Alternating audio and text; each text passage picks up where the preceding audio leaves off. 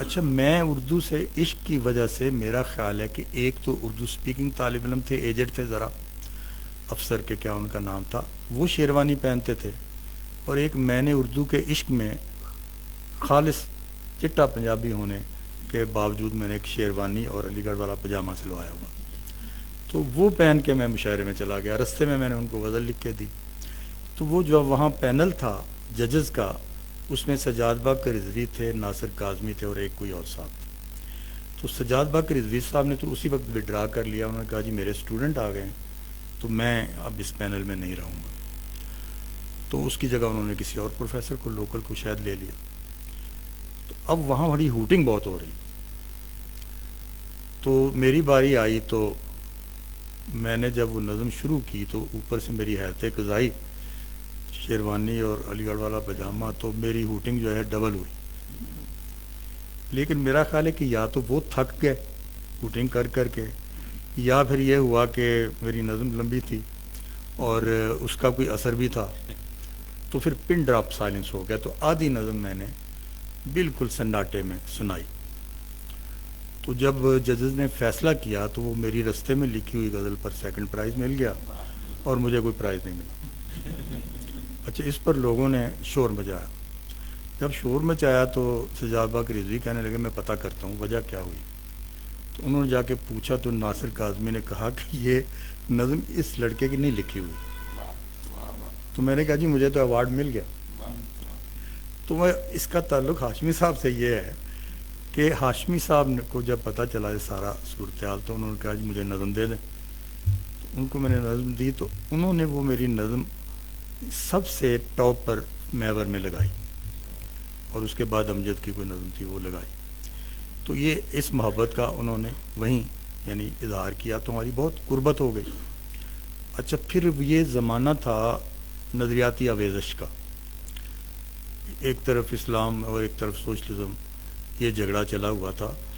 تو کچھ تو مجھے اس وقت بھی اندازہ تھا، لیکن بعد میں آ کے بہت کلیئر ہو گئی ہے بات کہ یہ ایک جیسے ڈسکشنیں بعض فلوٹ کی جاتی ہیں نا ٹی وی پر، اخباروں میں، کچھ ایسے مباحث چھیڑے جاتے ہیں تاکہ توجہ ہٹی رہے، جیسے ایک زمانے میں کلچر پر بہت بحثیں ہوتی تھیں. تو اسی طرح سے یہ ہمارا جو وجود تھا سیاسی، اس کو دو حصوں میں تقسیم کرنے کے لیے بحث چھیڑی گئی تھی. اور اندازہ ہمارا یہ ہوا کہ جو روایت پسند لوگ ہیں ان کے ہاتھوں میں اسلام کا جھنڈا، اور جو ماڈرنسٹ ہیں ان کے ہاتھوں میں سوشلزم کا جھنڈا تھما دیا. نہ وہ سوشلزم کی پوری بات کر رہے تھے، نہ ادھر اسلام کی پوری بات ہو رہی تھی. اچھا، لیکن میں اس سارے پروسیس کو تاریخ کا چیک اینڈ بیلنس سمجھتا ہوں. اب ظاہر ہے کہ کوئی لڑائی آپ پر ٹھونس دی جائے اور آپ اس سے بچ نہ سکتے ہوں تو آپ کو چوائس تو کرنا ہی پڑے گا. تو ظاہر ہے پھر ہمارا چوائس تو اسلام ہی تھا. تو اس سے ایک اور قربت ہماری نظریاتی ہو گئی. مجھے یاد ہے کہ میں اس زمانے میں فنون میں چھپنا شروع ہو گئے تھے ہم لوگ، جب میں سیکنڈ ایم اے کر رہا تھا. تو اس وقت تو خالد احمد ندیم صاحب کے بہت قریب تھے، حاجرہ مسرور اور فضیلہ مسرور کے بھائی. تو وہ میری اسلام پسندی اور بھٹو کی مخالفت پر برہم ہو گئے. تو مجھے کہنے لگے کہ دیکھو ہم نے تمہیں فنون میں چھاپنا شروع کیا اور تم نے یہ چلے گئے ہو، کیونکہ ندیم صاحب تھے بھٹو کے ساتھ، وہ بھٹو کے ساتھ تھے ندیم صاحب. تو مجھے یاد ہے میں نے اسے یہ جواب دیا، میں نے کہا جب اسلام کا مسئلہ آئے گا تو میری شاعری بھی قربان. تو یہ ایک کمٹمنٹ کی بات تھی، اور اقبال نے کی محبت میں یہ کمٹمنٹ پیدا کی ہوئی تھی. پھر بی اے میں میرے پروفیسر تھے ڈاکٹر برہان احمد فاروقی فلسفے کے. تو یہ اقبال نے اور ڈاکٹر برہان احمد فاروقی صاحب نے مل کے جو جلیل علی بنایا تھا، وہ اب کیسے کسی اور طرف جا سکتا تھا. اب یہ تھا کہ رفیع الدین ہاشمی صاحب پوری کمٹمنٹ کے ساتھ اسلامی کیمپ میں تھے اور جماعت اسلامی کے قریب تھے. پہلے جمعیت طلبہ کے بہت قریب تھے، پھر ظاہر ہے اس کے بعد ان کے ہو گئے. ہمارا رابطہ ٹوٹا کبھی نہیں. یہ ضرور ہوا کہ بعض کا ملاقاتوں میں وقفے زیادہ آ گئے. جب یہ اپنی ان کی اپائنٹمنٹ مری میں ہوئی شروع میں، تو وہاں بھی میں یہاں سے کبھی چلا جاتا تو پھر ان کے پاس ہی ٹھہرتا تھا. یہ بھی کئی بار میرے ہاں ٹھہرے جب لاہور سے آتے تھے ادھر. تو ہماری اپروچ میں فرق تھا, اور اس میں ایک فرق تو سیدھا سادہ یہ بھی تھا کہ ایک محقق میں اور ایک شاعر میں جو فرق ہوتا ہے آپ سب جانتے ہیں. تو جو کریٹو بندہ ہوتا ہے, شاعر واعر ہوتا ہے, وہ ذرا کچھ انحرافی حرکتیں زیادہ کرتا ہے کہ جو بندی ٹکی جو ڈگر ہوتی ہے اس سے ہٹ کر باتیں کرنے کی کوشش. تو وہ ان کو میری یہ بات اتنی اچھی نہیں لگتی تھی. مجھے ان کا بہت زیادہ کنفرمسٹ ہونا اچھا نہیں لگتا. لیکن اس اختلاف کے باوجود ہماری محبت میں, کیونکہ ایک چیز کامن تھی, وہ تھی اسلام سے محبت, پاکستان سے محبت. اس میں زاویہ نگاہ میں اختلاف ہو سکتا تھا, لیکن یہ کمٹمنٹ جو تھی ان کی اور ہماری, یہ ایک مشترک ہماری بنیاد تھی دوستی کی, جو آخر وقت تک قائم رہی. کل پرسوں ہی میں نے عبدالغنی فاروق کو فون کیا. میں نے کہا چلو ان سے مل کے کچھ رفیع الدین ہاشمی صاحب کی یادیں جو ہیں تازہ کرتے ہیں. تو اس کے بیٹے نے بتایا کہ جی انکل ان کی تو یادداشت کام نہیں کرتی, 50% کرتی ہے. کبھی وہ ہوتی ہے ٹھیک, کنسسٹنٹ ہوتی ہے, بات سمجھ لیتے ہیں, ہمیں بھی پہچان لیتے ہیں. تو اب آپ کی بات اس وقت تو نہیں ہو سکتی. تو میں نے دیکھا کہ دیکھیں, یعنی انہی کے ایج گروپ کے, یہ تو تھوڑے سے سینئر بھی تھے ذرا. میرا خیال ہے انہوں نے تھوڑا لیٹ داخلہ لیا تھا ایم اے اردو میں. تو ان کا یہ حال ہو گیا. مگر یہ آخری وقت تک صحت ان کی شروع سے ہی کوئی بہت زیادہ قابل رشک نہیں تھی. تو اس کے باوجود اس صحت کے ساتھ, یعنی صحت کے مسلسل مسئلے کے ساتھ, مستقل مسئلے کے ساتھ اتنا کام کرنا, یہ تو کسی جن کا کام نہیں. اچھا, وہ بڑے پرٹیکولر ہوتے تھے حقائق جمع کرنے کے سلسلے میں. اب یہ بھی ایک محقق کا نقطہ نظر ہوتا ہے نا. ہم یہ کہتے ہیں یار یہ کس لیے, مثلا مجھے 2-4 سال پہلے ان کے ساتھ اقبال اکیڈمی میں بورڈ آف گورنر میں کا ممبر میں بھی تھا, وہ بھی تھے, وہاں بھی اکٹھا ہم نے کام کیا. پھر ایگزیکٹو باڈی کے بھی ہم ممبر تھے. تو ان سے ملاقاتیں ہوتی تھی, کوئی سال میں 2-3 میٹنگز تو ہو ہی جاتی تھی. تو وہ جو اس کی یعنی منٹس سے ہوتے تھے نا, اس کو بھی سنبھال کے رکھتا تھا میٹنگ کے.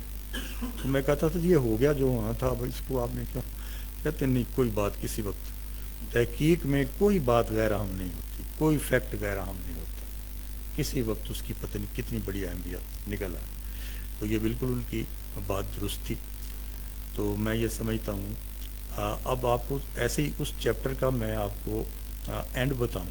یہ جو ایک بحث چلی تھی اس کا اینڈ یہ ہوا, کیونکہ جیسے ہی سوشلزم کا نعرہ سامنے آیا, اسلام والوں نے کہا کہ معاشی باتیں نہیں ہم نے کرنی, اس لیے ایک معاشی جھنڈا انہوں نے اٹھا لیا. اچھا, انہوں نے کہا, حالانکہ انہوں نے لکھا ہوا تھا اسلام ہمارا, اسلامی سوشلزم دیکھیں نا, دونوں کو ملایا تھا, اور اسلام ہمارا دین بھی کہتے تھے. لیکن انہوں نے کہا دین کی بات ہم نے نہیں کرنی, ہماری پہچان گڑبڑ ہو جائے گی, وہ کر. لیکن انجام یہ ہوا کہ جب 1973 کا آئین بنا تو جو لوگ اس بات کے قائل نہیں تھے کہ ملکیت پر کوئی حد بھی لگائی جا سکتی ہے یا اسے ختم بھی کیا جا سکتا ہے, انہوں نے اپنے منشور بھی بدل لیے, اس میں حد بھی لگا لی. اور جو آئین ہوا اس میں سوشلزم کے پرستار مجبور ہو گئے سوشلزم کا لفظ چھوڑ کے اسلامی مساوات لکھنے. ٹھیک ہے, اور اسلام والے مجبور ہو گئے اس آئین پر دستخط کرنے میں جس میں یہ لکھا ہوا تھا کہ کسی کی کوئی ملکیت بھی کلیکٹو مفاد میں کسی وقت بھی نیشنلائز کی جا سکتی. تو یہ اتنی بڑی ڈیولپمنٹ پاکستان کے اندر ہوئی کہ کمیونسٹوں کی کتابیں فیل ہو گئیں, کیونکہ وہ یہ کہا کرتے تھے کہ مذہب جو ہے وہ ہمیشہ سے پرسنل پراپرٹی کو بڑا مقدس ٹھہراتا ہے. تو یہ پاکستان نے اپنے کولیکٹو کنسنسس کے ساتھ ثابت کیا کہ ہم مذہبی بھی ہیں اور ہم اسے مقدس بھی نہیں سمجھتے پرسنل پراپرٹی. یہ 1973 کے آئین میں یہ ثابت کیا. تو میں یہ سمجھتا ہوں کہ رفیع الدین ہاشمی صاحب جیسے لوگ جو ہیں بہت غنیمت ہیں, جو اپنی تہذیب کے ورثے کو نہ صرف سنبھال کر رکھنا جانتے ہیں بلکہ اس میں اضافہ کرنا جانتے ہیں، اس میں اپنا حصہ ڈالنا جانتے ہیں اور اگلی نسلوں کو منتقل کرنا جانتے ہیں، اور منتقل کرنے میں صرف لفظ کے ذریعے سے نہیں، اپنی شخصیت کی کشش کے ذریعے سے، جس کا ثبوت ان کے شاگردوں کی گفتگو سے آپ تک پہنچ گیا۔ بہت بہت شکریہ۔ جزاک اللہ ماشاء اللہ، صدارتی کلمات آپ نے سنے۔ آج کی اس مجلس کو دعا سے پہلے افتخار عارف کے 2 شعر میں آپ کے سامنے رکھتا ہوں، اختتام کرتے ہیں۔ چائے کا بھی انتظام ہے۔ ہم اپنے رفتگاں کو یاد رکھنا چاہتے ہیں، دلوں کو درد سے آباد رکھنا چاہتے ہیں، بہت رونق تھی ان کے دم قدم سے شہر جاں میں، وہی رونق ہم ان کے بعد رکھنا چاہتے ہیں۔ تو دعا کر لیتے ہیں اور اس کے بعد انشاءاللہ میں یعنی دعا سے پہلے آپ تمام احباب کا جو مجلس صدارت میں ہیں، مہمانان ہیں یا جتنے شرکاء ہیں، جتنے آپ اس موسم کی خرابی میں تشریف لائے ہیں، اپنے دل کی گہرائیوں سے آپ کا شکر گزار ہوں کہ ایسی مجلس میں آپ یہاں آئے ہیں، اور مجھے یقین ہے کہ اس مجلس کے جو مباحث ہیں تدیر زیر بحث رہیں گے، اور ان کی یاد ہمیں روشنی اور آگے بڑھنے کا ایک حوصلہ دیتی رہے گی، جس طرح کے لوگوں نے یہاں باتیں کی ہیں۔ تو میری اللہ تعالیٰ سے دعا ہے کہ جس نے جو کہا، جو ہم نے سنا، اسے قبول فرمائے، کوئی غلطی کوتاہی ہو اس سے درگزر فرمائے۔ تو ہاشمی صاحب کے لیے میرا حال دعا کر لیتے ہیں اور سورہ فاتحہ پڑھ لیں۔ بسم اللہ الرحمن الرحیم، الحمدللہ رب العالمین، الرحمن الرحیم، مالک یوم الدین، ایاک نعبد و ایاک نستعین، اہدنا الصراط المستقیم، صراط الذین انعمت علیہم غیر المغضوب علیہم ولا الضالین، آمین۔ بسم اللہ الرحمن الرحیم، قل هو اللہ احد اللہ الصمد، لم یلد ولم یولد ولم یکن لہ کفوا احد، اللہم صلی علی محمد وعلی محمد کما صلیت علی ابراہیم وعلی آل ابراہیم انک حمید مجید، اللہم بارک علی محمد وعلی آل محمد کما بارکت علی ابراہیم وعلی آل ابراہیم انک حمید مجید، اللہم اغفر لحینا ومیتنا وشاہدنا وغائبنا وصغیرنا وکبیرنا وذکرنا وانسانا، اللہم من احییتہ منا فاکسلنا اسلام، ومن توفیتہ منا فتوفہ علی الایمان، وصلی اللہ تعالی علی خلق محمد وعلی آلہ واصحابہ اجمعین، آمین برحمتک یا ارحم الراحمین یا رب العالمین۔ ایک بار پھر آپ تمام احباب کا شکریہ۔ آپ کا شکریہ کہ آپ نے ایک تقریب کی ہمارے استاد گرامی